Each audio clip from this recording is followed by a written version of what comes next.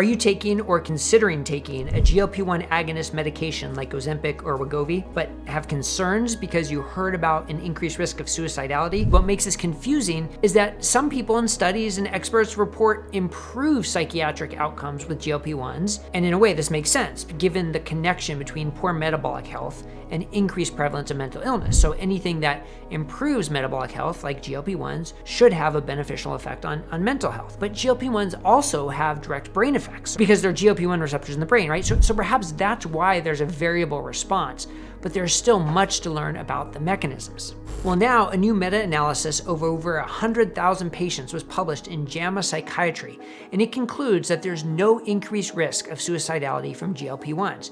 Now, importantly, this analysis includes both the oral GLP-1s used for diabetes and the injectables used for obesity. So from that standpoint, it's not a clean study looking only at Ozempic and Wegovy, so that may or may not be important.